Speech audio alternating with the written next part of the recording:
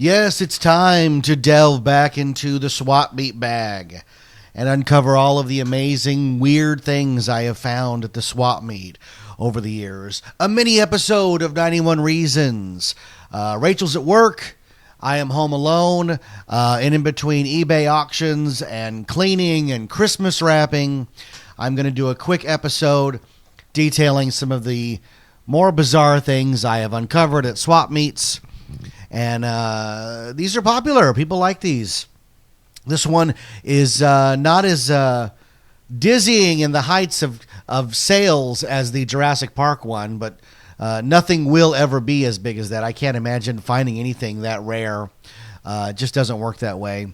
But in my travels in the swap meet, I have run across so many weird things, and it's interesting to put them all out there because a lot of this stuff is only in my hands for a short time before it moves on to a more rightful owner who will put it in a place of honor in their collection. And I always say, like, yes, I'm doing it to make money, but I'm also doing it to save items that would otherwise fade into dust. So, like, you never know what you're going to find at the swap meet.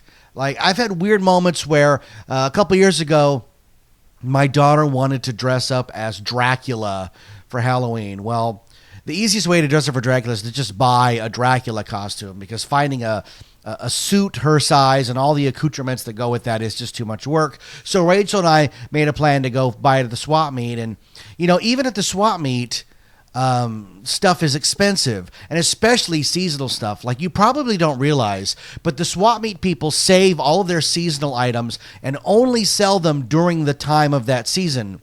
You only can find Easter stuff in the weeks leading up to Easter. Right now, the swap meet is flooded with Christmas stuff. But my favorite is late August, and then moving into September, they start bringing in all of their Halloween stuff. And I'm a big Halloween fan, so obviously the Halloween stuff is always fun because I love to find old masks. And like I said before on a show, I will someday find Sargoth the Cobra by Don Post, and I will buy it, and it will not go anywhere. It will have a place of honor in my collection, and I'll probably be buried in it. But anyways, on a real quick side note, we found that Dracula costume one time at a swap meet. It was $15. I mean, that's high for a swap meet costume. It was new, but you're still at the swap meet. So, like, the mindset is if you were at Target and that costume was $15 and not $20, you'd go, oh my God, it's $5 off. We have to buy it. At the swap meet, you're like, $15, man. It should be $5, but it's $15. So the way I paid for that was on one aisle, I found a lady selling costume jewelry, and I bought a few pieces, and one of them was gold. So the next aisle, I sold the gold cross to the people who buy gold for $15, and then I bought the Dracula costume. I think the costume ended up costing me 50 cents. But that's how I work the swap meet. Like, there's ways to work it if you know what you're doing. And this time I'm going to talk about being out at Cypress Swap Meet. I used to go to Cypress a lot because we lived right around the corner. Now, Cypress Swap Meet is mostly collectors. It's the heart of Orange County, so you better know your stuff. Like, between Cypress and Golden West College, there were a lot of collectibles to be found, but they're always at collectible prices. So bargains are a little more difficult, and rare stuff is even rarer because everybody is on the hunt. Out here in Riverside, I'm the only guy, so that stuff is it's waiting for me.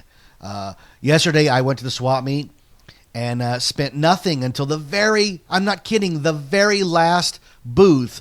I found a whole box of vintage posters. Ended up buying all of them for about $15.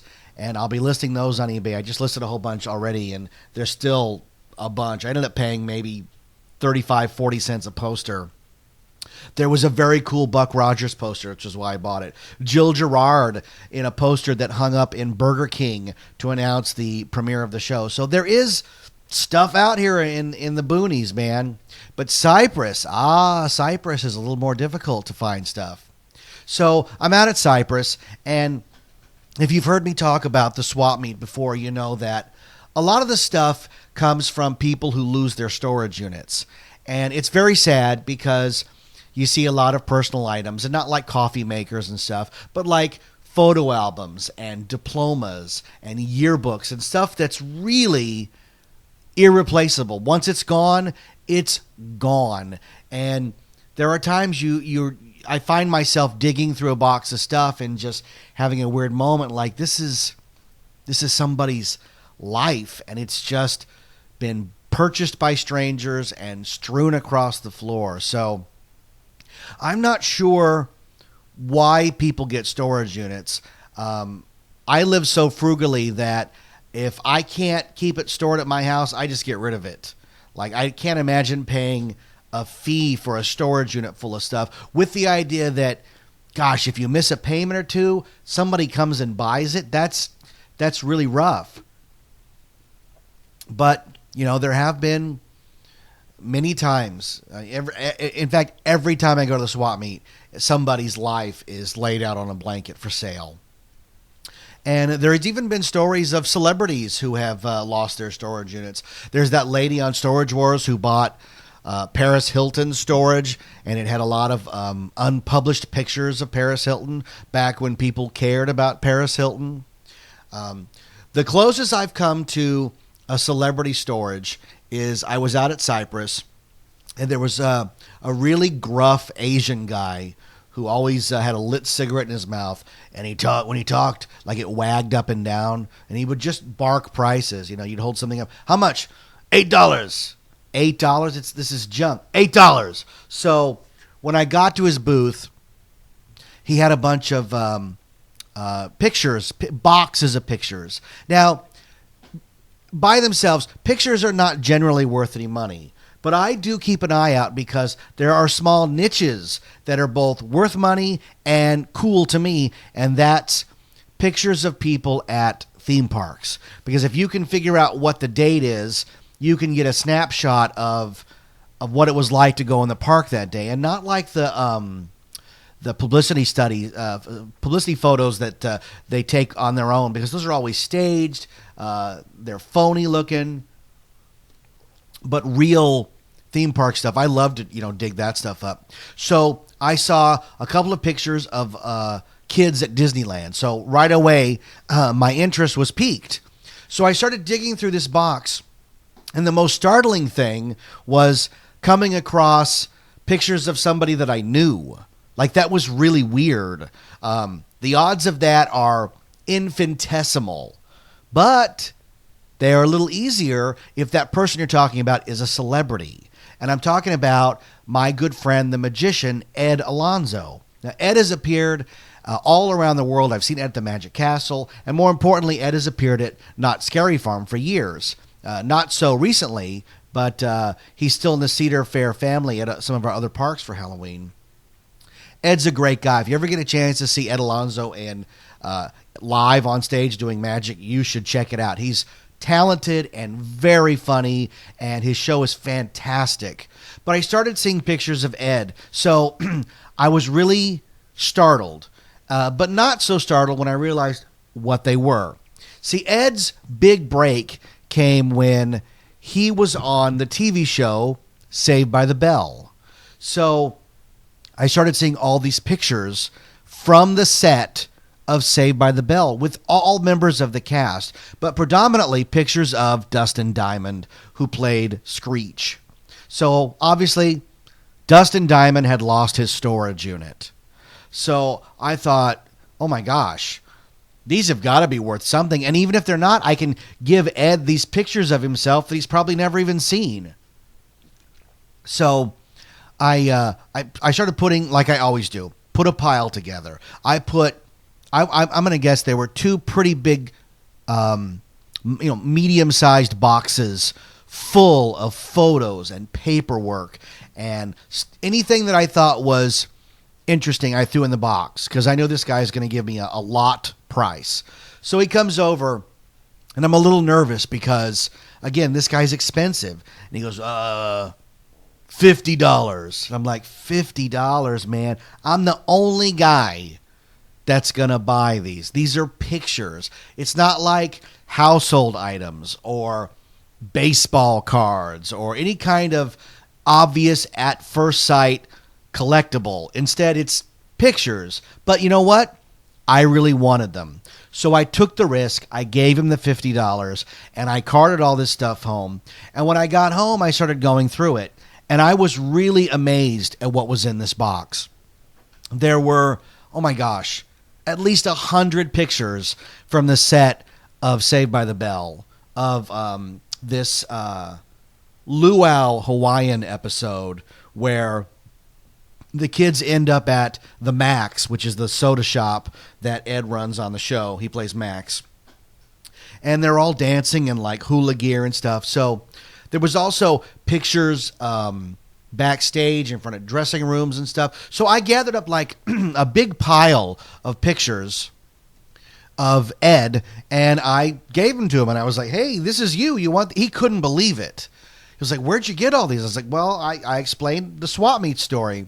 And I said, you know what I want to do is I'd like to track down Dustin Diamond and give him his pictures back. You know, if he wants to float me the $50, that'd be great, and I'll certainly put that out there. But it'd be nice to give him back. So I have to tell you, I worked for about a year. Now, this is before any kind of social media. This was before any kind of really, like, celebrities are so accessible now with Twitter and Facebook and Instagram and blah, blah, blah, blah, blah. But back in the day, like, this is nearly impossible. So I spent nearly a year trying to track this guy down to give him his stuff, and I couldn't do it. So I was like, screw it. I'm going to start selling these pictures to try to make my $50 back. So I put up a couple of pictures of Zach and the gang from Saved by the Bell, Stack and Slater and Kelly and the whole gang. And you know what? I started getting $25 to $30 per photo.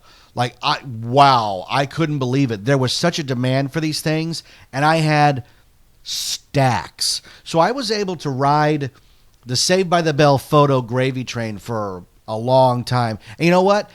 I even still have a couple of those photos left. So I'll try to, as I always say, put up a picture on the Facebook page. But I was really amazed at how well the pictures did. I ended up making, oh my gosh, I'm going to guess maybe $1,000 off of that $50 investment. Now, it took a long time. It's not like I just traded it for the $1,000. You're talking about a long, slow burn over months and months of listing these pictures. And there were other random pictures in there too. Like there was pictures of Dustin Diamond at Disneyland. Apparently they were really big Disneyland guys. Like they went all the time.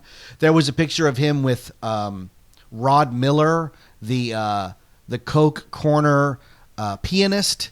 So I ended up giving that to Rod because he, you know, all his connections through Disneyland. So I tried to make as many people happy, including myself, by selling them with these pictures, right? And the other weird part about this lot was there were Saved by the Bell check stubs. Like I knew what Dustin Diamond was getting paid to do an episode of Saved by the Bell. And I think it was those stubs that prompted me to really try to find that guy. Now, I never did. I'm not leading up to anything. There was no meeting with Dustin to give him stuff. It never happened. But I just felt weird, like, why is this stuff strewn about and left to rot? And I don't know. I think I ended up shredding those check stubs. Like, who needs that? It's got all his personal information on it. And I don't dig that.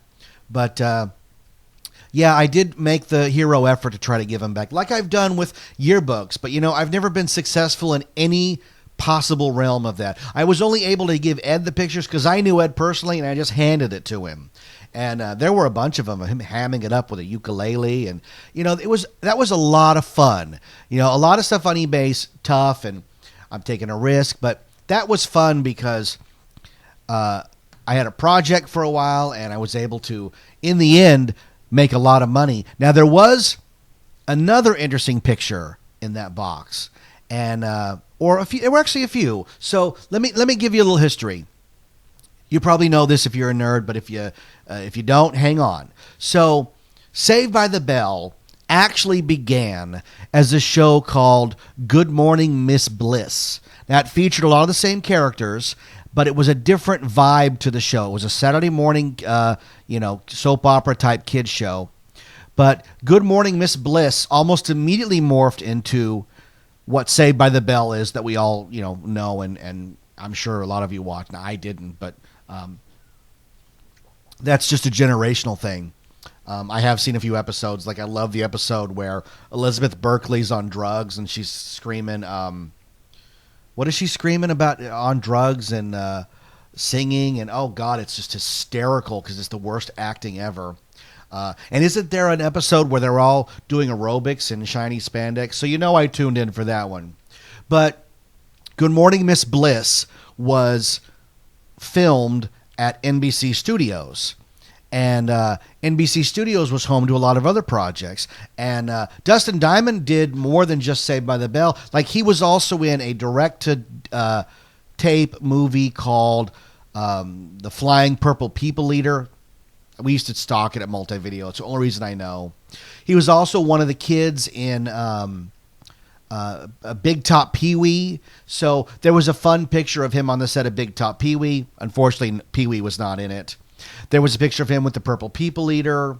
There was some odd pictures, like there was a Polaroid of Jason Harvey. Now, Jason Harvey was Milton in Back to the Future. He was also the older brother on the Wonder Years. He was also the one who gets Pee-wee's bike given to him on the movie set. So I knew who Jason Harvey was, and I immediately recognized what the photo was. There was also a picture of a very young Neil Patrick Harris on the set of Doogie Howser. So Dustin was juiced in to this scene because he was a kid actor in the throe of all these projects going on at the same time. And the magical picture that I dug up out of this box was from another project being created at NBC Studios at the same time as Good Morning Miss Bliss. And that project was The Goonies. Now, I'm a big fan of The Goonies. At some point, I'll do a whole episode on reviewing The Goonies and how many times I saw it in a theater. But this picture was The Goonies at school.